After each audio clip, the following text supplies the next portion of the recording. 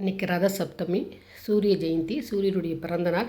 அவர் நம்ம வீட்டில் எவ்வளோ அழகாக கொண்டாடலாம் அப்படின்னு உங்களுக்கு நான் காட்டுறேன் பாருங்கள். அதாவது நம்ம அடுப்படையில் தான் நமக்கு சூரிய பகவான், நான் அடுப்படையில் தான் இந்த சூரிய பகவானை இதை வச்சுருப்பேன். நீங்கள் அடுப்படையில் தான் நான் இந்த கோலம் போடுறேன். ஒரு தேர் கோலம் போட்டுக்கோங்க. எப்படி போட்டாலும் சரி, தேர் மாதிரி இருந்தால் போகிறோம், அவ்வளோதான். நடுவில் ஒரு சூரியன் இருக்கிற மாதிரி பார்த்துக்கோங்க. சிகப்பு கலர் இது இருந்துச்சுன்னா அந்த இதில் சூரியன் நடுவில் நீங்கள் சிவப்பு கலரை அப்படி வச்சுக்கோங்க. அது பார்க்க அழகாக இருக்கும். அங்கங்கே சிவப்பு கலருக்கு போடுங்க. சிகப்பும் வெள்ளையை தான் நமக்கு ட்ரெடிஷ்னலான ஒரு கோலம் போட்டு அழகாக 2 பக்கம் இதெல்லாம் விளக்கெல்லாம் நம்மளுடைய அலங்காரம் தான். நான் 2 பக்கம் 2 விளக்கு வச்சுருக்கேன். அதே மாதிரி சூரிய பகவான் என்கிட்ட தேர் இருந்துச்சு. அதனால் தேரையும் காசு அப்போல்லாம் 4 காயின்ஸ் இருக்கும், செல்லாமல் இருக்கும். அந்த 4 காயின்ஸ்லாம் வச்சு 25 பைசா காயின்ஸ் அதை வச்சு நான் தேர் பண்ணியிருந்தேன். அந்த தேரையும் வச்சு நம்ம இந்த மாதிரி ஆரத்தை எடுத்துக்கலாம். இன்னொன்று அவர் சப்தமி, ரத சப்தமின்னா 7 இல்லையா? ஸோ 7 முகம் விளக்கு உங்ககிட்ட இருந்தால் அந்த 7 முகம் விளக்கை ஏற்றலாம். ஏன்னு சொன்னால் நம்ம இயற்கையோடு தானே ஒன்றி நம்ம இதை பண்ணுறோம். அதனால் நமக்கு ஒரு சந்தோஷமாக இருக்கும். இதை பண்ணால் இது கிடைக்கும் அப்படிலாம் கிடையாதுங்க. இதை பண்ணால் இதெல்லாம் வரும் அப்படிலாம் நான் சொல்லலை.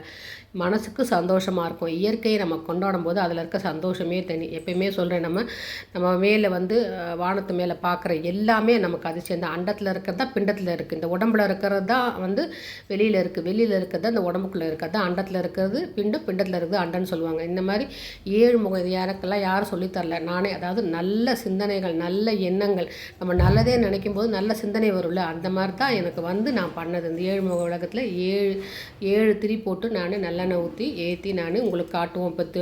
அதனால் திடீர்னு தோணுச்சு. அதனால தான் இப்போ நான் உங்களுக்கு காட்டுறேன். ரொம்ப அருமையாக இருக்குது. பண்ணும்போது நமக்கு அவ்வளோ சந்தோஷமாக இருக்கும் இல்லைங்க. அதனால தான் எண்ணங்கள் ரொம்ப நல்லா இருக்கணும். இந்த மாதிரி நம்ம அடுப்படையில், ஏன்னா இங்கே தான் நம்ம சமைக்கிறோம். இங்கே தான் சூரிய பகவான் இது. அதனால் நான் இங்கேயே அடுப்படையில் தேர் வரைஞ்சி, இது நீங்கள் பூக்கள்லாம் உங்கள் விருப்பம், நீங்கள் போட்டுக்கலாம். விளக்கு மட்டும்தான் நான் ஏற்றிருக்கேன். எனக்கு விளக்கு ஜோதி ரொம்ப பிடிக்குன்னா ஜோதியை மட்டும்தான் ஏற்றிருக்கேன் நான்.